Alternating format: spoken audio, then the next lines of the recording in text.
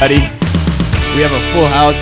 Those of you in the back corner, there's definitely still some seats up here scattered in the front, and there's always seats over here on the right side. What's up, Sean? So my name's Devin Dillon. Really happy to see all your shining faces today. We have some people coming in from out of town. As far as Arizona, Patrick Flanagan, who just snuck in the back there. Thanks for coming in. One of my first mentors, partners, and crazy entrepreneur. Also, thank you all of our veterans, specifically Jake Ryan in from Fort Leonard Wood.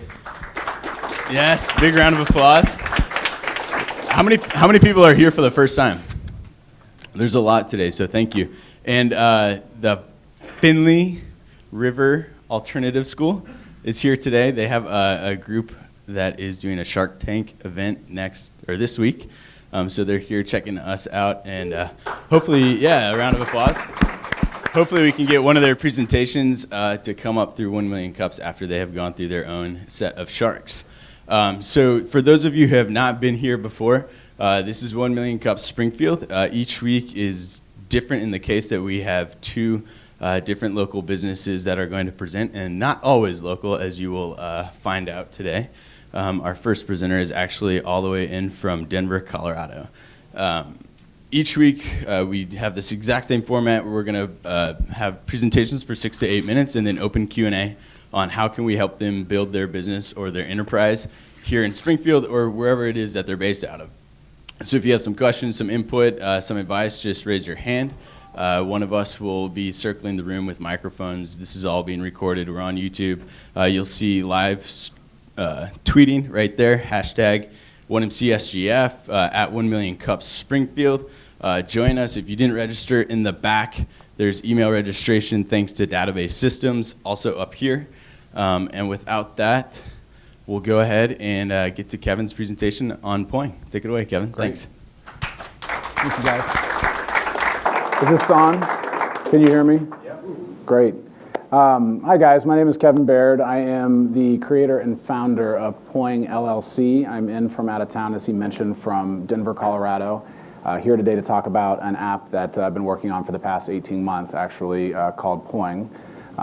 So a couple of things to kind of set the stage, no pun intended, before I get going, is I am a first-time entrepreneur. This is the first endeavor that I've embarked on, and just to clarify, I'll be chatting about an app that we have been kind of building and beta testing and developing and more building over the past several months. And just over the weekend, we went ahead and submitted to Apple for our version 1 submittal. So really excited. It's not available for download right now, but hopefully within the next week to two, it will be on the worldwide App Store. So before I jump into it, I do want to say that I flew out here for this, also to spend some time, of course, with my family.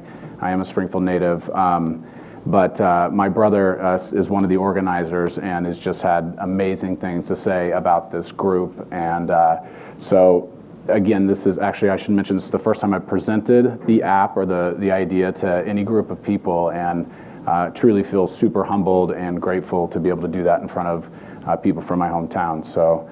With that said, I'll go ahead and kick it off. So just a quick outline. As you know, these are brief presentations. I'm going to do just a little bit about myself, a little bit about why Poing, what that aha moment looked like, talk about the app for a second, and then next steps, and then, of course, open it up to Q&A.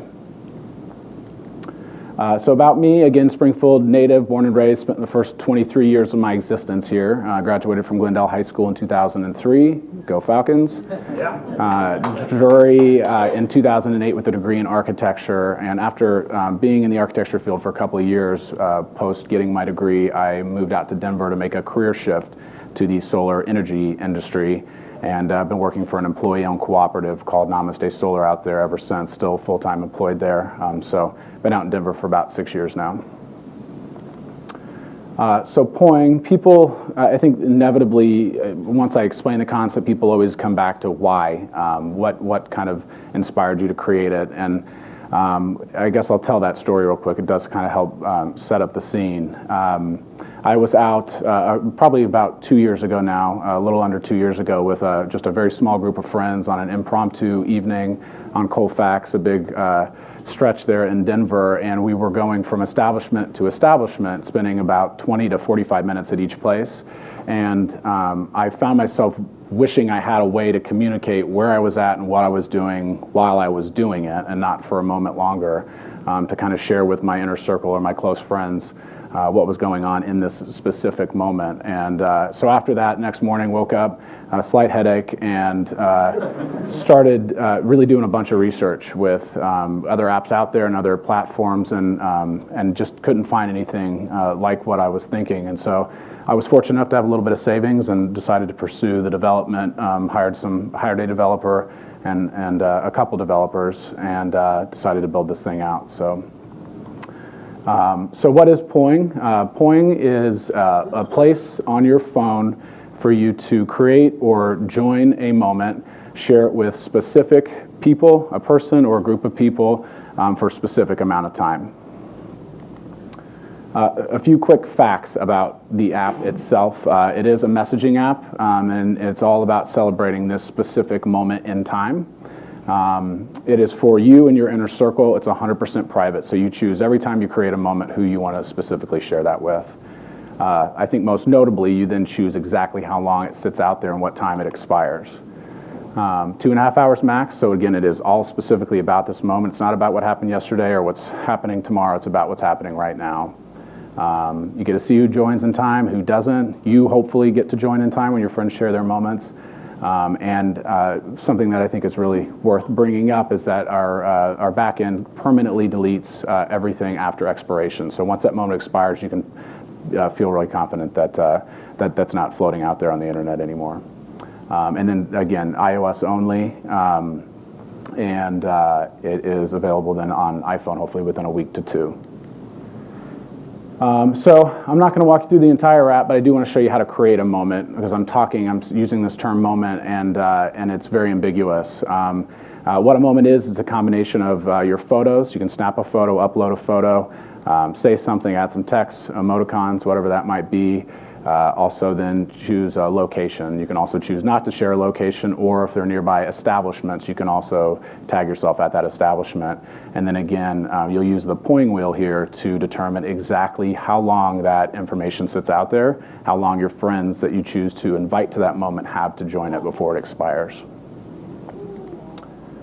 That's it. This is my final slide. I think one of the reasons why I came down here, I hinted at this, is my brother and my parents, who come here every single week, said this is just an amazing and supportive group. I will reiterate, this is the first time I've done almost everything that I've done over the past year and a half. So our next steps are launch, which I can't tell you how excited we are about that. It's been quite the road, going live very soon.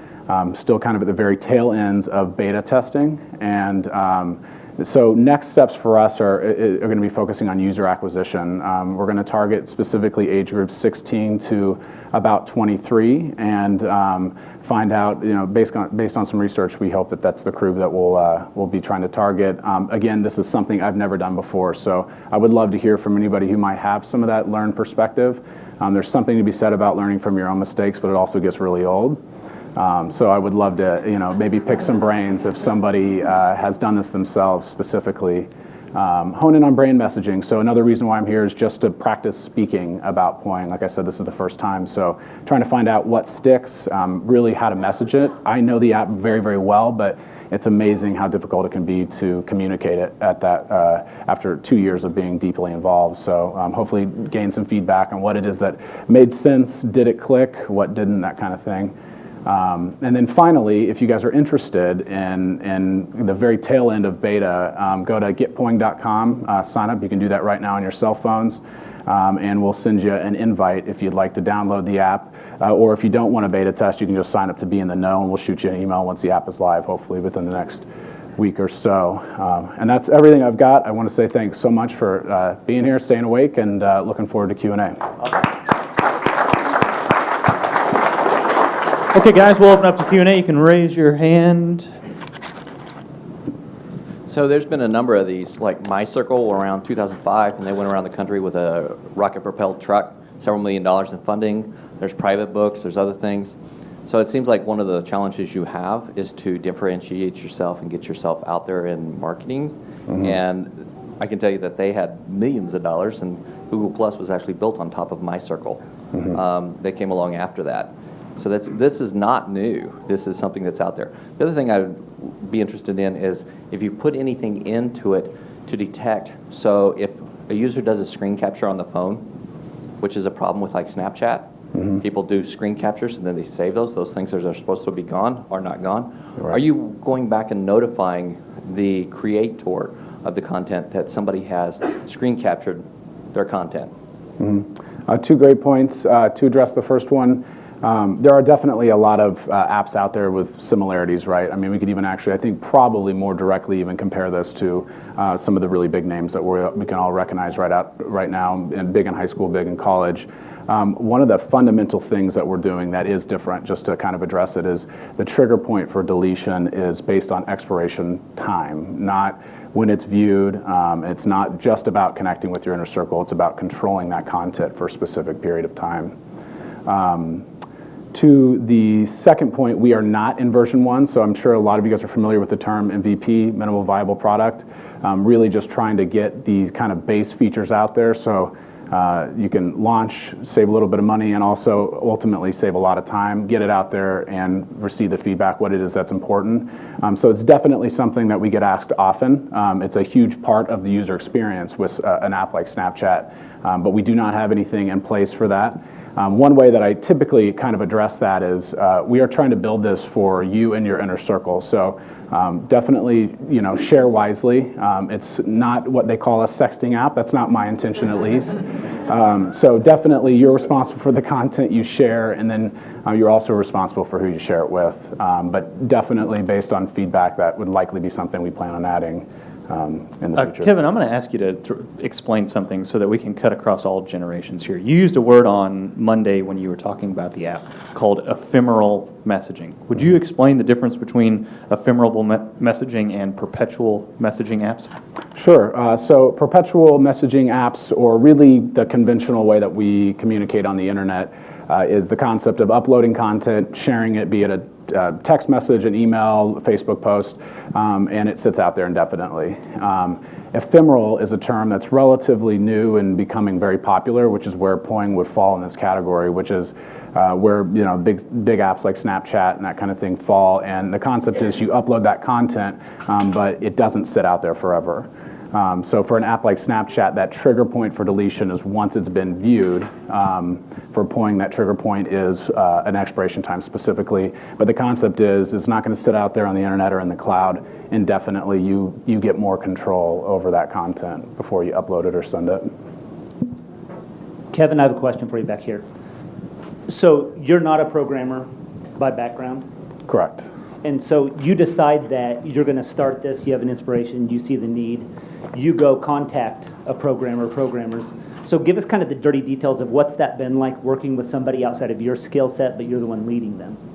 I don't think we have enough time for me to fully answer that question, but you're correct, I'm not a developer. It's been challenging, I think, is one really quick and dirty way to sum it up.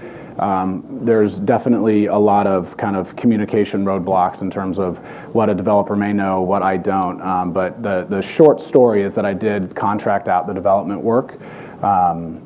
And that's been a process in itself. I initially actually did remote development, lot of stumbling blocks in that process, and kind of retracted, and then ended up finding a developer in Denver. So lots to talk about to that point, and if anybody's kind of in this place or thinking about either outsourcing or just in general contracting out that work and you haven't done it before, I'm happy to share with the disclaimer that I've got a pretty limited perspective. But happy to have you learn from my mistakes instead of your own. It was quite the process, and definitely a big learning experience. Hey Kevin, Zane Clark. I'm here today with my buddy Bryce and Spark Events. We a lot of the things we do tend to be, whether it be a corporate party, whether it be a wedding, things like that. I'm seeing a lot of potential in this to extend those events to people who couldn't be there. So my question is, do you have any plans for this to be interactive on the side of those watching it, those receiving the content, in which they could be involved or plugged in with the content that whoever's using it is posting? Good question. I think I understand. It is currently a collaborative process. It is not, the typical social network where you post to an indefinite group of people. This version, it's basically you choose every time you create your content exactly who gets to see it, but also who gets to interact with that content. So actually the screenshot up here is an example of a conversation that has 99 minutes left. It's got 3 people in it. 2 of the 3 have joined. And so you've got all those same features, location dropping, add a photo, upload a photo, or add text. So it is very much about bringing people together, connecting and collaborating in the moment for that moment, and then moving on after that moment's done. So I don't know if that addressed it or not. Thank you very much. Hi, Kevin. Hi. I have a silly question. I assume this app is free, so how are you making money? Silly question. No. That's probably the least silly question you can ask. It's a great question. I think I'll probably answer it by not answering it. We do have a plan, at least a loose plan, but one that fits the scheme in terms of how we would monetize this. It is a free app, you're correct, and so our very first goal is, again, to point at user acquisition. How do we get this app out there and in front of people? Because ultimately, in order to make any money or to kind of pursue any of those monetization plans, we need users in order to do that. So we do have a plan, but that's down here. You have 4 there, and then you've got it sitting somewhere down here at the bottom. Not nearly the bottom of the list, but we want to really focus on several things first and make sure that we execute the product correctly, and hopefully we can bring on users that want to use the app, and then we'll start to pursue that. I was actually going to ask how you plan to acquire your users, and I guess you said you're launching it soon. Are you wanting to acquire many up front, or just have a small test base and then try to get many more later on after you figured it out? Great question. There's definitely multiple approaches. I think with a company my size of one, it's probably smarter to not do a big grandiose type of a launch. So the plan is to do what we're considering a soft launch, which isn't going to include a ton of PR outreach on that initial day. We'll do an official launch once we know and we feel really confident the app is working the way that it's worked on the select few that have been in beta. So we want to play it safe there. How we're going to acquire users, the budget is very limited, so guerrilla style, and ultimately that is the biggest reason why I'm here. If anybody in the audience has done anything like this before and has a perspective to share, that would be extremely valuable, because we've got a few different kind of approaches. Most of it involves social media, guerrilla style, but again, it's not something that I've done before, and that's definitely constantly a working part. So the question I had was, when you're using the app and you're having to select people to be able to share the content with, are you able to establish groups? And if so, is there a way to establish groups if you're trying to use this in a context of business in some way? I understand it with friends and you're supposed to share it that way.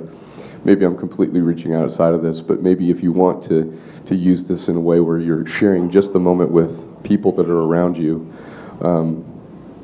for business purposes as well, can you establish a group? How many friends can you share with? Great question. Again, I'll go back to the concept of the MVP. It is important that I just continue to recognize that we've got, you start, and this is also a suggestion for anybody who's thinking about doing this, you start with a list that's this big and you try to hone in on those kind of minimal features that you're going to need to get out there and get the idea across. So in version 1, the way to answer that is no, we don't have the ability to establish groups. Every message you send will automatically group all of those recipients together. But no, there's not like a business group or your volleyball group or whatever that might be in version 1. And then, what was the second part? You had a second part of the question, I think. Just saying whether or not how you could, it kind of piggybacks on that. Can you establish groups? Okay. Like with how would you establish it if you did? Yep. So yeah, again, in this version, we don't have the ability to do that. One thing that I should note is that there isn't friending. This isn't, again, we're not trying to be that social network. It's the second you go to send, if it's all about utilizing the contacts on your phone. So again, trying to build this for your inner circle.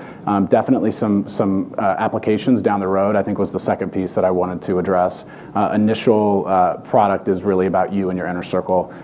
So it is all about just the people in your phone contacts. You'll immediately see who else is on Poing, who you can share with, and then you'll have the ability to also invite other people. So it hopefully hones in on the types of people. You know, I have 1,000 friends on Facebook. I don't even know if I've even shaken hands with 1,000 people. But every time I post something on Facebook, it goes to all of them. This is about choosing exactly who that is, and that starts with the core group of people that are on your cell phone already. Hello, me again. Oh, sorry. Forget, Mike. Go ahead. Okay. All right. This is an idea, really, that you might want to consider, and the people in the room could help determine whether this is a valid idea. But we have a lot of nonprofits here in Springfield and all over the nation that could use help on their events, getting people to attend their events. Mm-hmm. So have you thought about using this like a pre-event app, marketing it to nonprofits where they could ask their group of friends to sign up and attend this event within this window of time, so you create the urgency, and to kind of I guess maybe a crowdfunding / Poing app. But it could be very useful, I think, to nonprofits to get the attendance at their events up. Great idea. And yeah, I'd love to chat with you more. Probably after might be the best platform for that. But yeah, that's a really great concept. And I think there's a lot of really fun directions that we can take this thing. And hopefully our goal is to start to figure out, once we do go live and get a wider group of users, how they're using it, and how we could potentially continue to build it out in the future. Kevin, I think LaDonna said something, sense of urgency. And so there's like a whole fear of missing out if the post is only going to last a maximum of 2.5 hours. So tell us about why that's kind of a cornerstone of Poing. Yeah, I mean, you know, we could have probably called Poing FOMO. I don't know if you guys are familiar with that term, fear of missing out. We don't really want to necessarily put a lot of fear around it. I mean, actually, let me just answer it directly. You can miss out on moments, absolutely. If a friend shares a moment with you for 2 hours and you jump into it 2 hours and 5 minutes later, you miss out on everything. The content's not there. You don't even actually know who it comes from. And so it is very much about celebrating this moment in time, but not necessarily about punishing you for not being there. And so part of what we're trying to do is embrace that concept of live in the moment, be in the moment, share in the moment, and if you miss out, move on. So what? Move on to the next moment. But absolutely, you will miss out. And it will be frustrating the first couple or few times. But I think it becomes empowering too. You get a Poing on your phone and you're in the middle of a meeting, you can choose, you know what, I'm going to embrace what I'm currently doing and not join. And that's part of the experience as well. Yeah, so this is a great idea, by the way. And my wife and I were talking last night about how we never post anything on Facebook because we were like, I don't want everyone to see this. And so I think that really taps into maybe specifically like our generation of like, we didn't have Facebook when we were in high school. We didn't grow up with YouTube. And there's like this like resistance to putting everything out there. So I think this is a great idea, first of all. But I also think it really focuses on like inner circles, and those inner circles can kind of be overlapping. So I have like different groups of inner circle. I don't know, I have like different overlapping inner circles in my life, kind of. Yeah. So I've got like this group of dude friends and then this group of like more broad, I don't know. So like it's not exactly 100% like just expanding out from the middle. So the kind of overlapping inner circles. Mm-hmm. So my question is, do you have a plan whenever you're marketing this to not just market it to everyone, but to market it to micro groups of people? Do you have a strategy for getting those group of poker guys that all get together once a week? Like, do you have a strategy for going after those little micro groups of people? Is kind of the question. Great. Yeah, thank you. Great point. No, we don't, I think is the short answer. We've considered it and talked about it. I think there's a lot of power, especially in the way that you provided that perspective. So thank you for providing the perspective. It would be interesting to try to get creative, and it also would help definitely strengthen the brand and the concept and drive that point home as well. About the concept of like overlapping inner circles, I just again want to reiterate, it's not that you define one big circle, it's not a group of friends. Every time you create a moment, you choose who that moment would be relevant to right now. So you're basically defining what that circle is every single time you're having a moment, depending on what that moment is. Thank you. My question is, you were talking about fear of missing out and fear of missing on the moment. Do you see when you miss a moment, or is it just gone and you don't even know that you missed that moment? Oh, we rub it in a little bit. Yeah. You'll know. You'll know when you miss out. You'll always get, of course, notifications. A really important part of the app, of course. If you don't have notifications set up, you'll inevitably miss out on a lot of moments. When you do miss out, you've got your basically inbox, more or less. You'll have active poings and expired poings, and if you joined a poing in time and it's expired, you can still see who else was in that. If you missed out, it just says missed with a question mark. You have no idea what it was. So that footprint only hangs around for 24 hours. So if you go on a big camping trip, you only have 24 hours of those feeds rubbing it in, and then we delete those permanently as well. Kevin, thanks for coming all the way from Denver. We always wrap up with the same question. How can we as a community help you? I think users. That's my focus right now. I've been head down and really focused on development, design of the product. Moving forward, right now it's very much about trying to get the idea out there, get it in people's hands, find out how people use it, and to the point of hopefully making this a lasting business. It all pivots around those users. So anybody here who's maybe done it before and has some perspective to share, I'm of course going to be hanging out afterwards. You've got these little screen cleaners on your seats. We've got several more of these up here if you want to take a few extra and pass them out to some friends.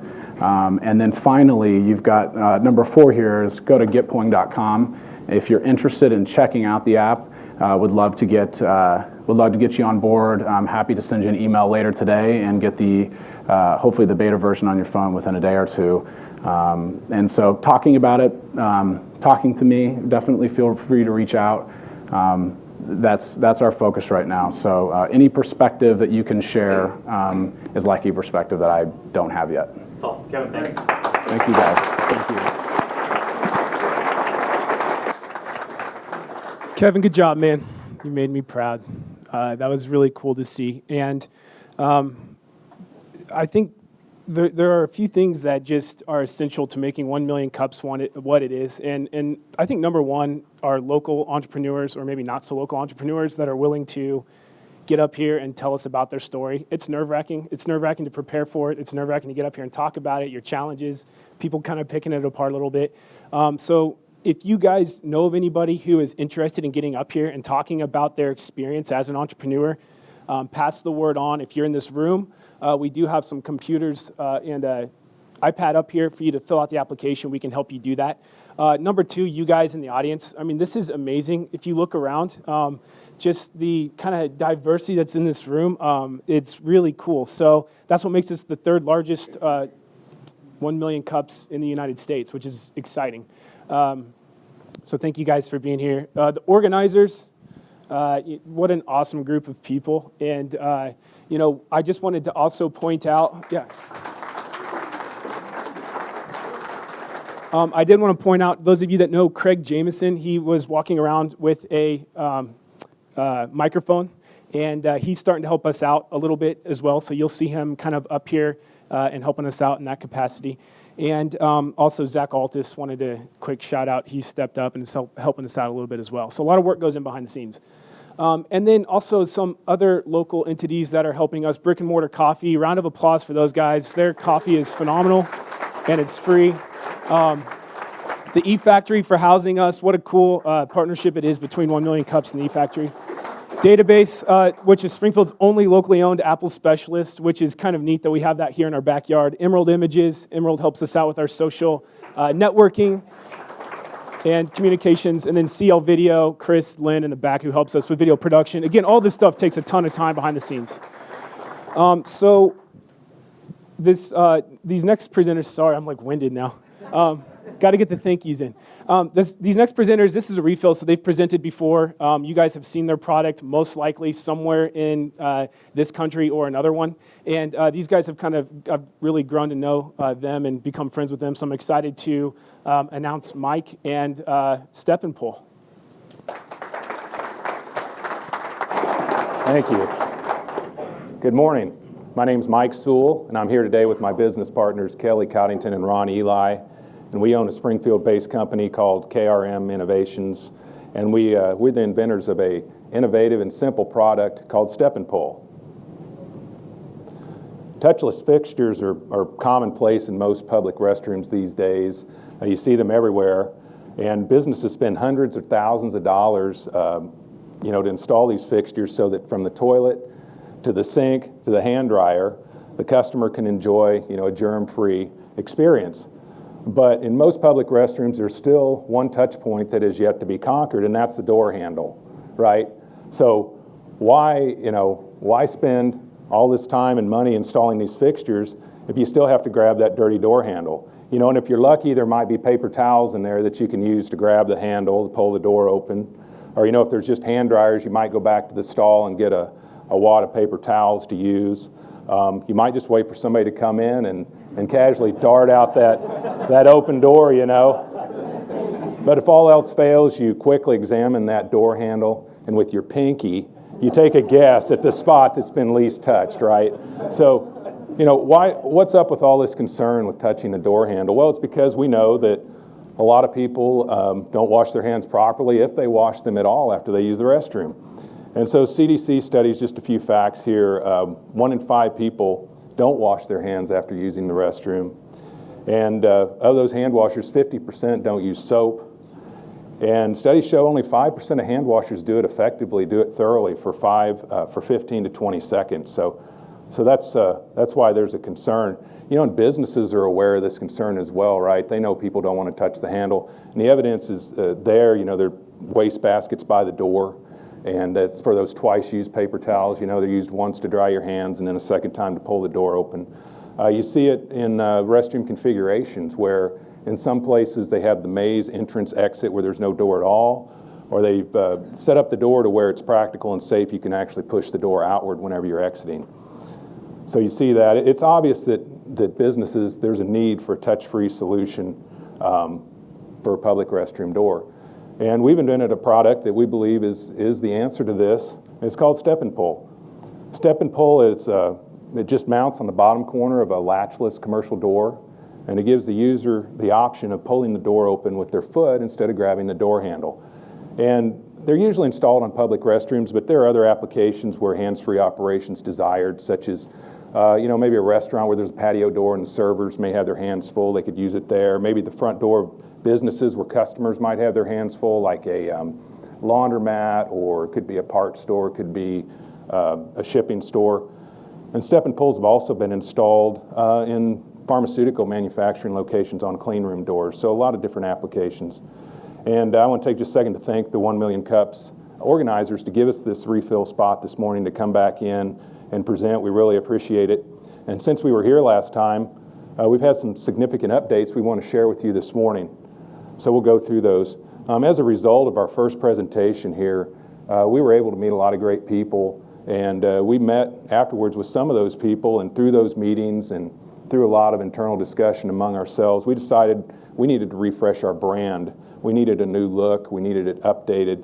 So we started working with Adam Bolin with Early Riser Studios, and he helped us revamp our look. So up top left is our old logo, and the bottom right is our new one. And as much as we love that old logo, it stuck with us for 8 years, we're very pleased with the look of the new design. And we're in the process of migrating over to that with our inventory and with our literature and our branding and with our packaging and all that right now. Probably by the end of the year we'll have that done. And the website should be up and running here in a week, if not sooner. And so we'll move into that. I'd like to take just a second to show you the website. I'll show you the current website as it is today. And you just see how it's laid out, just get a general idea. And then this is our new design. And you know, it's fresh, it's modern, it's clean, and it's just easy to navigate. And another nice thing about it is our shopping cart now is integrated, so it looks just like the site. And that's not the case with our current site, because we use a product from GoDaddy that is a shopping cart product. So when someone clicks purchase, they go off to this other site, which is not very customizable, and it just feels like you went somewhere else. Well, because you did. And so I think customers might be uncomfortable with that sometimes, or uneasy, you know, because they're getting ready to make a purchase and they're wondering where they ended up. So it'll be nice to have that shopping cart integrated. And once we get the site up and running, you know, we're going to work with, talk to Brandon Goodwin, see about maybe producing a StepNpull video, try to make it go viral. We'll see how that works out. Talk to Marty Goodnight about the possibility of looking at some opportunities on the inbound side of the website to see if we can convert those to sales leads. And we met Marty, Brandon, Adam, all because of our presentation we did here earlier in the year. So it's been a great experience for us to connect with people and you know, folks that can help us improve our business.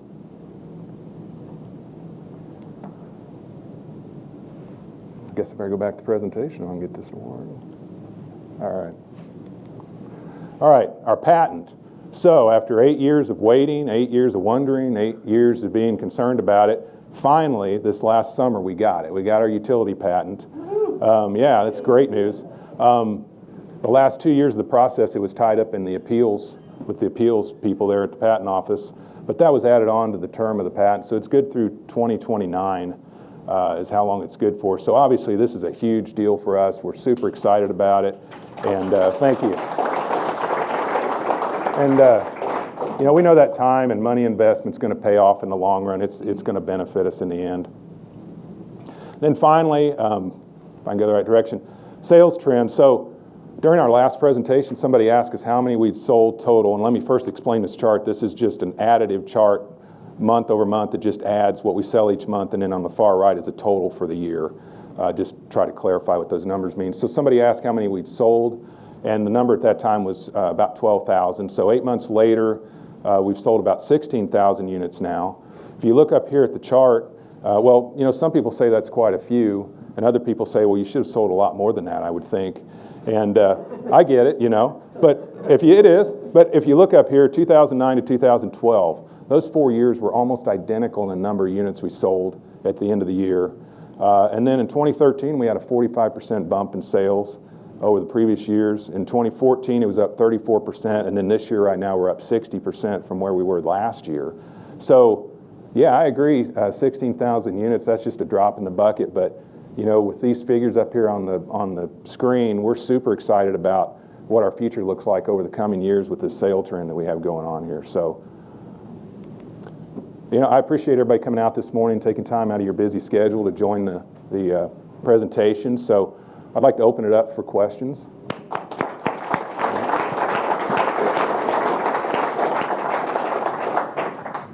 Hey, I am most curious about the patent process. What took why did it take 8 years, and then why were you in appeals for 2 years? Okay, so our lawyer, we used a local attorney, Joe Johnson, and he told us up front, if there's a design patent and a utility patent. Design patents are easier to get than utility because they have a broader scope in what they cover. And he told us up front that it would be a long process. In fact, I think he told us it would probably be rejected 3 times, and it would very well go to the appeal process because it's a negotiation that happens between your lawyer, who requests this broad scope, and then it goes to the examiner and they start whittling it down. So that's the process. That's why it takes so long. Plus, they move slow as death there at the patent office.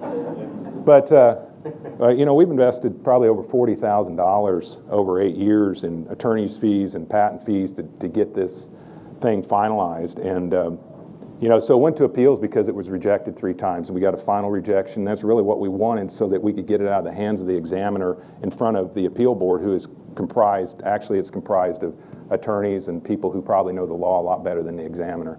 So when they reviewed it, they actually gave us everything we asked for originally. So, you know, I mean, spent all that money and all that time and came back, but that's fine. That's just the way it works. So, what was the biggest lesson learned from the whole process? Be patient and, you know, be ready to spend some money. You know, I mean, that's it. So, and get a good lawyer. You know, I mean, I trust Joe, and he obviously knew what he was talking about. We wondered, you know, I mean, we lost the faith a few times. We thought, man, this isn't going to happen. And it came out, you know, he told us all along, hey, I wouldn't be pursuing this if I didn't think I had something that I could get for you, so. Mike, I appreciate you guys coming up here. I got a question more on the other side of distribution. I didn't know you guys were based here. I thought your product was everywhere just from being in Springfield. It's right, a lot of places here.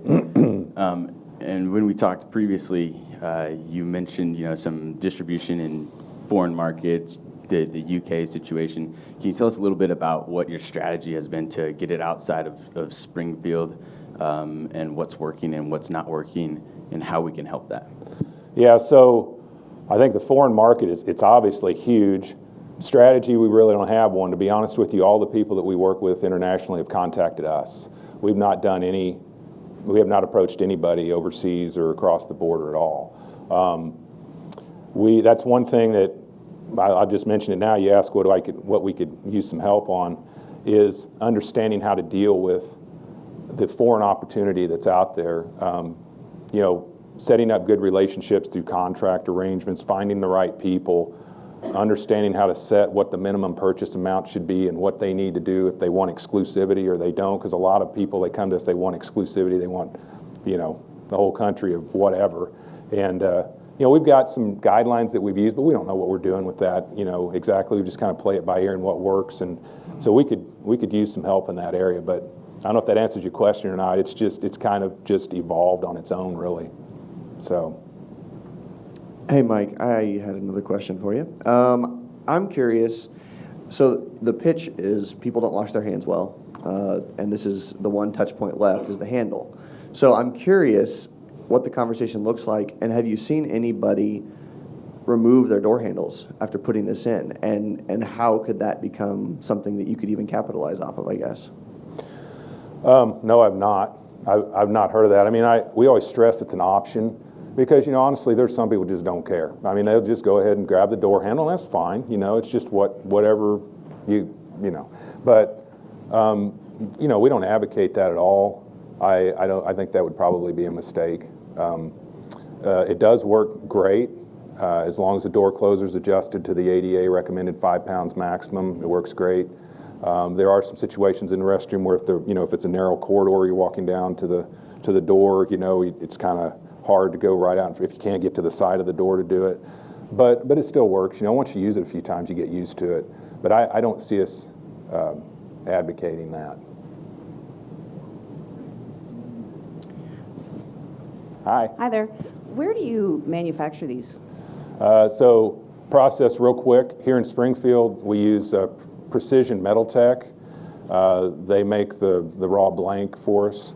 And then we have a powder coater we work with in Carthage, is Ozark powder coating. And then we have an engraver here in Springfield. We used to do laser etching, and now we've gone to a roto tool process, which is better because it actually gets down into the metal. So if the powder coating wears off, at least our logo and our information's still in the metal. But that's how we do that piece of it. Then actually Kelly does the last step at his house, the bumpers that are in the front of it. He has a press at home, and he puts those on, and then he also takes care of the packaging. So he gets them all put in the box for me, and then I take care of shipping and processing orders. And okay, so manufacturing and fulfillment are separate then, it sounds like? Yeah, it's not all one and the same, no. And when you were deciding or discovering this local manufacturer, was that a process also, or did you have to explore, was this kind of the first manufacturer that was able to do it? No. No, so when we started out, we talked to, and I can't remember all the different places we went to, but because our design changed, and I'll just show you real quick. I had the same slide in the last presentation. This just shows you what we've gone through over the years. The very first one I made on the far left in my garage with a welder, and Kelly made some, and but I just put that up there, that picture, show how crude that is. But so the first design there in the middle, and so anyway, we actually made these in our garage for a while, and then in, I'm sorry. Yeah, if you want to come on up, Kelly. So then we were approached by Custom Metalcraft in 2009. We worked with them for several years, and they helped us. They did the whole process. They had it machined, and then powder coated, and then they had them ready to go. But then we just we moved on, and we decided to do those pieces on our own, try to source it out. And we've looked at options to do these overseas. The problem is right now the volume that we're at doesn't make sense right now for us to buy. We have to buy 16, 20,000 of them, and we don't quite yet want to invest that much money in the inventory. So plus, there's something to be said for the turnaround time, and we like working with local companies. But you get a quick turnaround time. You don't have to wait for the slow boat from China to come over to bring them. So, but Mike, incredible. My son and my kids, when they were little tiny, they're supposed to sing "The Wheels on the Bus," go round and round, wash their hands until that's done, and then they're cleaning up. We touch the door, we go out. So this is as genius as like an eraser on a pencil. It's just an incredible idea. But how did inspiration strike? Yeah, so back in '07, one of the responsibilities I've had is taking care of building maintenance in an office that had a call center with there was 150 people in there, and it really it was just an observation of noticing that people were using paper towels. Now it wasn't, I don't remember it 20 years ago, but this is something that's happened, I guess, in the last 10 or 15 years that I've noticed. People started using paper towels, and I saw this as I took care of the facility, and just notice people sometimes, you have the door open, you get your foot in the door, and you would pull it open when you had your foot on the other side of the door. So why not put something on this side of the door? And just, it really was just came from that. And then the other challenge was trying to find the right design, from a cost perspective. We purposefully made it this way so that it's very inexpensive to make, so that we didn't leave a lot of room on the table for somebody else to come along and try to knock it off and do it a different way. So that was part of our strategy. Hi, Russ Gerke. I'm German, but I hate germs. Do you? That's great. Hey. But I was real happy as the world became touchless, but then I complained about overactive automatic flushing toilets and underactive sinks that don't start up quick enough. Everybody else does that. But no, we like the door. That's great. I love the product. I see it everywhere. It makes me happy. Question is, on your patents on the international side, you guys covered there, or did this patent encompass that, or? No. Okay. So that was my question. Yeah, okay. Any plans on what to do, or? As far as? International. Patent, international, you can't at this point. So you've got a window of opportunity when you first file to go out and file in other countries. You got like 12 months. And if you don't, you can't, nor can anybody else, really. But the Patent Act's kind of like, it's almost like a tax for creativity, isn't it? Well, and honestly, some countries are like the U.S. in that, it can be defended somewhat. In some countries, they don't even really respect the patent. You spend all the money on it, and then you still have to fight that. So, Joe told us up front, we trademarked our name, and he said that's really your asset over time is your branding, as much as the patent is. So we believe that. So. Okay, I think this is great. I've seen these all over the place, and I didn't know they were made here, so that's exciting. Yeah. What's your marketing strategy? Huh. You're looking at it. Ron, you want to stand? Marketing strategy where? You mean, actually, we've been in contact with Vicki over at MSU to try to find an intern. It's just been us three up to this point, and we've made cold calls, and we've tried that, but most of the growth, honestly, has been just what we call organic. Placement of the product, people see it, they think it's cool, they tell other people about it, they tell the businesses they go to or the offices that they work in, and they request it. They get put in, other people see it, and that's kind of has been the process, and probably the most effective process to this point. But we do want to have somebody that can work on a social media campaign, because we don't really have one right now. Somebody that can focus on that, build that piece of it. We also want to do some follow-up surveys with our customers who bought to understand better what that sales funnel should look like, so that we know what brought them to the decision to buy the product. And we've got a lot of customers to go back to and ask those questions, so that we can then better focus our attention going forward, where to put the emphasis. So. Your sales growth so far, has it been in new construction or retrofitting existing buildings and restaurants? I'd say most of it's retrofitting, but we've had architects contact us that have spec'd it into new structures, and I would suspect probably 95% has been in existing buildings. Have you gone to like a restaurant association trade show and presented this idea and hit, categories one at a time? No. No, we haven't. We've looked at that. There have been other people we're associated with that have gone to different types of trade shows, and they haven't had a ton of success. There's usually a lot, and I haven't been to any, and some of you that have been, maybe this is just the way it works. You get 10 million people that go, this is great, this is awesome, you try to follow up, and there's like 3, right? So it's kind of the same thing. There was a lot of interest at the trade show, but then to follow up and actually close the deals, they weren't really able to do that. And my last question, is your patent for the idea or the design of the idea? Well, both. It's a utility patent, so you have to read what's in the abstract or in the claims, and it states what the product is and what's covered. So it's really more than just a dimensional design. It's really kind of more of a concept, in my opinion, the way you read the claims, yeah. Yeah, thanks, Mike. Great presentation. Had a quick question about profitability. Mm-hmm. So you've been at this for a while. Obviously, if it wasn't profitable, I would assume that you wouldn't continue to keep doing that. Yeah. When did you reach profitability, and what are your projections for next year, and as far as growth and? Well, if we follow the trend, the projections are pretty promising. We're seeing this hockey stick effect right now where the sales are just really taking off. About 3 years ago, we actually broke even. We've been able to self-fund it. We don't have any debt, we've just built it as we've gone along. But for the last 3 years, we've been able to claim, we've had a profit on the business. Long term, we really do see it. Because it is we have an 8-year track record. It's not like we've been doing this 1 year and there's this huge spike and we have nothing to gauge it on. It's taken a while for this to, we coined this, there's an awareness and acceptance and then a demand factor to this. And, it's something new that people didn't even know about. So you have to get that awareness, and then after a while they use it. So, there's this acceptance, and then they want it everywhere. They start to demand it, and that's what really starts to drive your sales. So I would expect for the next several years that we're going to see this continued growth. Hey there. I remember last time you spoke, met you guys. I've seen these everywhere, and I love them. One thing that came to mind when you were talking was it seems like you could connect up with like a Cisco or one of these large distribution companies that deals with the restaurants and janitorial supplies, and just make that part of their presentation. I know that every few years you see different paper towel dispensers and different air dryers and things in the bathrooms. They would just make that part of the presentation, having you in there. I would try to get in that distributorship.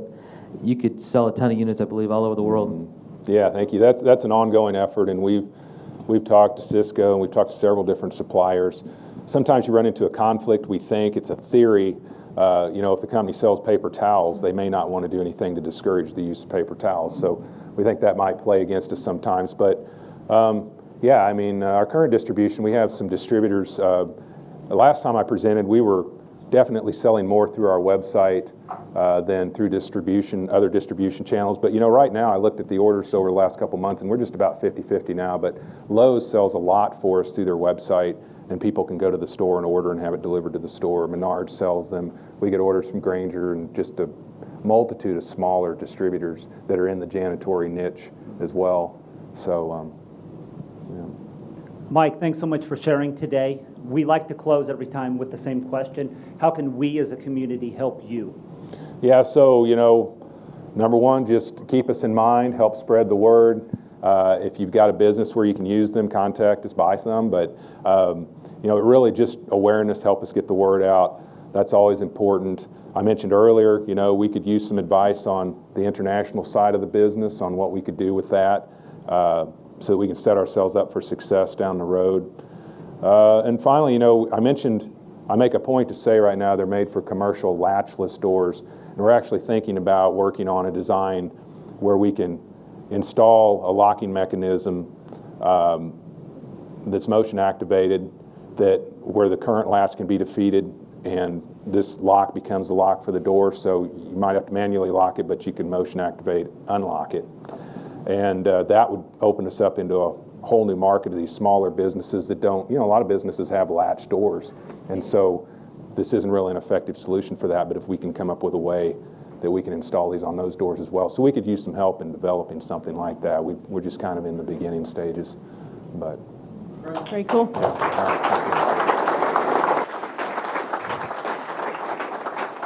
Thank you very much to the StepNpull team. What a fantastic product, and thank you for presenting. And what an exciting day. I love today. I love coming. I'm always inspired whenever I walk away. And just on that note, again, I want to thank the founding organizers. What a fantastic job they have done in setting up 1 million cups. And I want to encourage you to come next week. We have one of our founding organizers speaking. He's going to say a few words, Devin Dillon. And as part of the Kauffman Foundation, the founding organizers will transition out after a period of time. So next week will be his last day as an official organizer. So, well, we'll be excited to hear a few words from him. So we look forward to seeing you guys next week. Thanks for coming.